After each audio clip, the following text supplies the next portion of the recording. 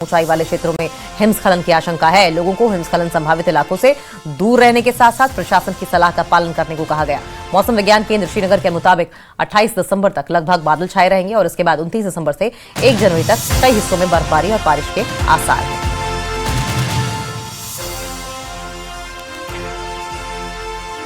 तो डरा देने वाली खबर जरूर है। हाल ही में हुई भारी बर्फबारी के मद्देनजर 5 जिलों में अवलांच की चेतावनी दी गई। डोडा, गांदरबल, किश्तवाड़, पुंछ और रामबन जिलों में कम खतरे की चेतावनी दी गई है।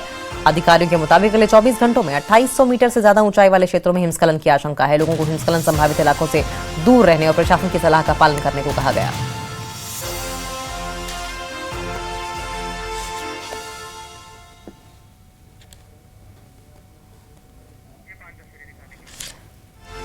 ये 5 तस्वीरें आपकी टीवी स्क्रीन पर आप देख रहे हैं। डोडा, गांदरबल, किश्तवाड़, पुंछ और रामबन। आप देखें किस तरीके से चारों तरफ अगर कुछ दिखाई दे रहा है तो सफेदी दिखाई दे रही है। सफेद सड़कें, सफेद पहाड़, सफेद घर, सफेद दुकान, सफेद मकान, सफेद गलियां, और ये सफेदी है बर्फबारी की वजह से। लगातार बर्फबारी हो रही है, हिमपात हो रहा है और अब जानकारी ये मिल रही है कि एवलांच का भी खतरा है। 5 जिलों में एवलांच की चेतावनी दी गई है। ये तस्वीरें जो आपने देखी 5 जिलों की, एक बार फिर से दिखाएंगे इन तस्वीरों को कि किस तरीके से। ये देखिए कि ये तस्वीर बेहद इंपॉर्टेंट है। सब कुछ ये 5 तस्वीरें आप देख रहे हैं। डोडा, गांदरबल, किश्तवाड़, पुंछ, रामबन, जिस तरीके से हैवी रेनफॉल हो रहा है, हैवी स्नोफॉल भी हो रहा है, ऐसे में अब इस बात का डर सता रहा है कि कहीं ऐसा ना हो कि एवलांच आ जाए। अब बाकी तस्वीरें भी आपको दिखाएंगे कि किस तरीके से हर तरफ ऐसा लग रहा है जैसे कोई सीनरी हो, कोई कुछ पेंटिंग की गई हो ब्लैक एंड व्हाइट में। सब कुछ या तो ग्रे नजर आ रहा है, शेड्स ऑफ ग्रे या ब्लैक में। और भी तस्वीरें हम दिखाएंगे। ये फिलहाल 5 तस्वीरें आप देख रहे हैं। इसके अलावा भी कुछ तस्वीरें ऐसी हैं जो आपकी टीवी स्क्रीन पर होंगी और उसमें आप देखेंगे कि किस तरीके से चारों तरफ सिर्फ और सिर्फ बर्फ की सफेद चादर है। लोग घरों में दुबकने को मजबूर। ये देखें आप, ये सब कुछ छत, फर्श, चबूतरे, गलियां, चौक चौराहे, सब कुछ बर्फ की सफेद चादर में ढके हुए हैं। गाड़ियों के ऊपर बर्फ है और अगर दूर देखेंगे तो वो झंडा देख रहे हैं आप लहरा रहा है किस तरीके से। इसका मतलब ये कि तेज हवाएं भी बहुत चल रही हैं और इन तेज हवाओं के बीच में अवलांच का खतरा और ज्यादा बढ़ जाता है। और ऐसे में आप समझे कि लोगों की जिंदगी वहां पर क्या होगी, किस तरीके से लोग घरों में रहने को मजबूर होंगे, घरों से बाहर निकलना दुश्वार हो गया। और जब एवलांच की भी बात कह दी गई है तो जाहिर है कि लोगों के मन में डर और खौफ दोनों होगा। लोगों से सतर्क रहने के लिए कह दिया गया है। बर्फबारी हो रही है पहाड़ों में और ये बर्फबारी आफत की बर्फबारी है। और इसी खबर पर और ज्यादा जानकारी के लिए हम लोग कर लेंगे, हमारे साथ सहयोगी सरोज जुड़ गए हैं। सरोज, ये जो 5 जिलों में बर्फबारी हुई है, हैवी स्नोफॉल हुआ है, एवलांच का खतरा है, एवलांच की स्थिति में किस तरीके से लोग अलर्ट रहते हैं और क्या कुछ एहतियात बरतने चाहिए, और फिलहाल ग्राउंड पर सिचुएशन क्या है, कैसे टैकल करते हैं सिचुएशन को रिहायशी लोग जो है वहां के, ये डिटेल में बताएं हमें। मेट की तरफ से एडवाइजरी आई थी कि अभी अपर रीचेस में जब बर्फ हुई थी उसके चलते हुए ये एक नॉर्मल रूटीन रहती है, वार्निंग दी जाती है, क्योंकि स्पेशली जो 2800 मीटर से ऊपर के रहाइश में रहने वाले हों। अगर हम अबव सी लेवल की बात करें तो 2800 मीटर के ऊपर, जिसमें डोडा, गांदरबल, किश्तवाड़, पुंछ, रामबन जैसे इलाके आते हैं और ये एवलांच प्रोन रहते हैं। फ्रेश बर्फ जब भी अक्सर होती है तो हम देखते हैं किस तरह से एवलांचेस आती है। आपको याद होगा 2025 की अगर हम स्टार्ट की बात करें तो लगभग फरवरी का महीना था, गुलमर्ग में एक एवलांच हुई थी, हालांकि उसमें कोई जान नहीं गई थी। 2024 में आपको याद होगा कि सोनमर्ग का जो एक इलाका है वहां पर सरबल करके एक एरिया है, 2024 में वहां पर भी एवलांच आया था, लेकिन उसमें भी कोई जान नहीं गई थी, कैजुअलिटीज नहीं हुई थी। तो देखिए बेसिकली जो ही फ्रेश बर्फ होती है उसके बाद कहीं ना कहीं जो पहाड़ियां होती है उन पर एवलांच आने की काफी ज्यादा पॉसिबिलिटीज होती है, लेकिन वो तब होता है कि अगर बहुत तेज बर्फ होती हो। लेकिन जिस तरह से हमने देखा कि पहले अक्टूबर में एक बहुत लगभग 1-2 इंच की बर्फ हुई, उसके बाद अगर हम बात करें 2 दिन पहले की, अभी तक कुल मिला के अगर गुलमर्ग की बात करें तो 5-6 इंच की बर्फ हुई है, या बाकी जो पहाड़ी इलाके हैं, रामबन के कुछ इलाके हैं, डोडा के कुछ इलाके, वहां पे भी 2-3 इंच की बर्फ हुई है। अब प्रिकॉशनरी मेजर्स के लिए जो वहां के रिहायशी लोग हैं जो इन अपर रीचेस में रहते हैं उनको एडवाइजरी दी गई है मेट की तरफ से कि एवलांच आने की पॉसिबिलिटीज है अगले 24 घंटे में। ऐसा नहीं है कि एवलांच आएगा, बस कॉशियस रहे। उस टाइम पे स्पेशली जो ट्रैकर्स होते हैं, एडवेंचर स्पोर्ट्स से जुड़े हुए लोग होते हैं या जो इन अपर रीचेस में ट्रैवल करते हैं, उनको थोड़ा एहतियात बरतना पड़ता है, जो मेट की तरफ से हर दिन सुबह एडवाइजरी आती है।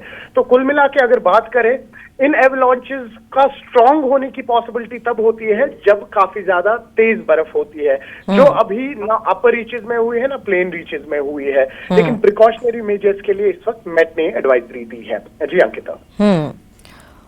लेकिन जिस तरीके से तेज हवाएं चल रही हैं सरोज, हम तस्वीरों में देख पा रहे हैं, एक तरफ जबरदस्त बर्फबारी है, दूसरी तरफ बहुत तेज हवाएं चल रही हैं, इसका मौसम पर क्या इफेक्ट दिखाई देता है?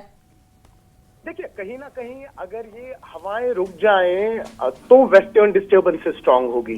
यानी कि अगर हवाएं तेज होंगी उससे बादल हट जाते हैं, जिससे बर्फ की और बारिश की पॉसिबिलिटी ना के बराबर हो जाती है। इसलिए जितना क्लाउडी मौसम रहेगा उतने ज्यादा स्ट्रांग चांसेस रहते हैं प्रेसिपिटेशन के और बर्फ के। तो आज भी आप देखिए, श्रीनगर के रात के तापमान चले कलान शुरू हो चुका है, +3 डिग्रीज है, माइनस में तापमान नहीं गए हैं। हालांकि माइनस में तापमान नवंबर में गए। आज इस वक्त हम जब आपसे बात करें, श्रीनगर में कड़ी धूप है, करीबन तापमान 14 डिग्री है। आज तापमानों में काफी ज्यादा इजाफा हो गया है, लेकिन ये काफी डेंजरस ट्रेंड है, क्योंकि चिलाई कलान में देखिए आप, इस तरीके का इरेटिक वेदर पैटर्न कहीं ना कहीं आगे बहुत ज्यादा नुकसान देने वाला है, न सिर्फ वाटर बॉडीज के हवाले से या इलेक्ट्रिक जनरेशन के हवाले से, किसानों को भी काफी ज्यादा प्रॉब्लम होगी।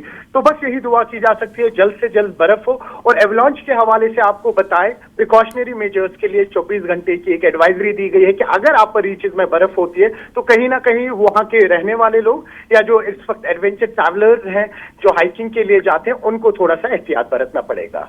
क्या ऐसी सिचुएशन में हाइकिंग अलाउड है, या कौन सी ऐसी सिचुएशंस होती हैं जबकि ऐसे इलाकों से दूरी बनानी चाहिए? क्योंकि जो वहां के रहायशी लोग हैं, स्थानीय लोग हैं, उन्हें तो इस बारे में संभवतः जानकारी होगी, वो यूज्ड टू भी होंगे, लेकिन जो बाहर से वहां गए लोग हैं, किसी वजह से वहां फंस गए हैं या रुके हुए हैं किसी काम से, ऐसी ठंड में किस तरह के एहतियात बरतने चाहिए सरोज? क्योंकि इतनी ठंड में तो मुझे लगता है कि अगर एक आम इंसान जिसको उस मौसम का आदी नहीं है, उसके बारे में पता नहीं है, उसे हाइपोथर्मिया जैसी, फ्रॉस्ट बाइट जैसी न जाने कितनी ही समस्याओं से गुजरना पड़ सकता है।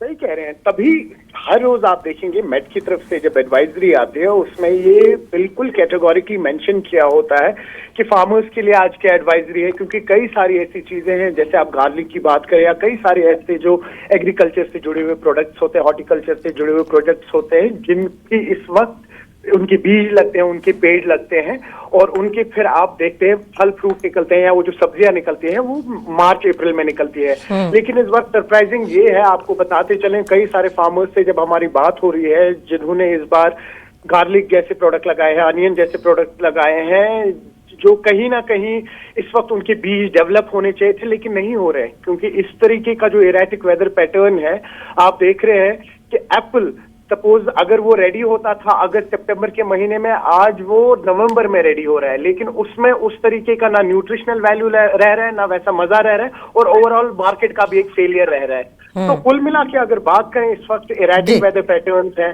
लेकिन इन तमाम लोगों को, जो टूरिस्ट जिस तरह से आपने कहा जब ये ट्रैवल करते हैं, जो यूज टू नहीं है इन लोकेशंस के, इन सिचुएशंस पे, इनको बाकायदा एडवाइजरी दी जाती है। जो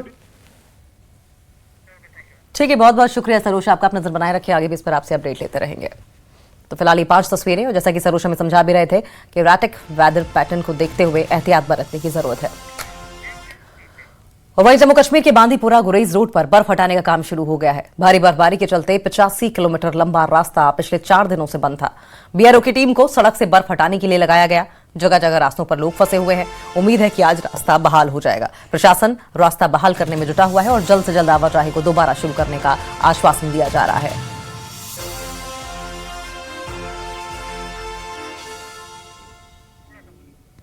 तो तस्वीरें आपकी टीवी स्क्रीन पर आप देख रहे हैं। स्नो कटर्स से साथ साथ स्नो प्लो के जरिए बर्फ को हटाने का काम किया जा रहा है। जम्मू कश्मीर के बांदीपुर गुरेज रोड की तस्वीरें आप देख रहे हैं, जहां पर बर्फ हटाने का काम शुरू हो चुका है।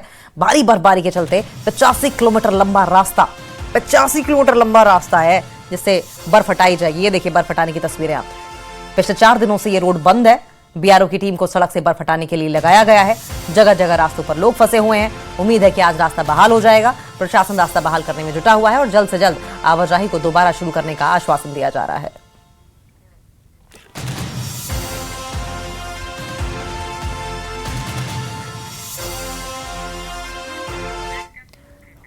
और ताजा बर्फबारी के बाद बंद हुई तीनों सीमा सड़कें, जिसमें चौकीबल तंगधार रोड है, मिलियाल केरन रोड है और हाजीपुर जेड गली रोड है। साथ साथ माछिल रोड है और जेड माछिल रोड वाहनों की आवाजाही के लिए फिर से खोल दिया गया है। बर्फ हटाने का काम भी पूरा होने के बाद प्रशासन ने इन मार्गों पर यातायात बहाल किया है। सड़कें खुलने से सीमावर्ती इलाकों में लोगों को बड़ी राहत मिली है। तो तस्वीरें आपकी टीवी स्क्रीन पर आप देख रहे हैं, किस तरीके से 4 मार्गों को बहाल कर दिया गया और बर्फ हटाने के बाद फिर से सड़कें खुल गई हैं। लोगों ने राहत की सांस ली है।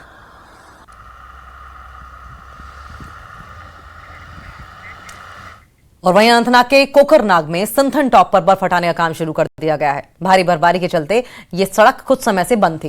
प्रशासन ने सिंथन डक्सुम की किश्तवाड़ सड़क को फिर से खोलने के लिए स्नो क्लियरेंस प्रक्रिया तेज कर दी है। सड़क खुलने से दोनों क्षेत्रों के बीच में आवाजाही बहाल होने की उम्मीद जताई जा रही है।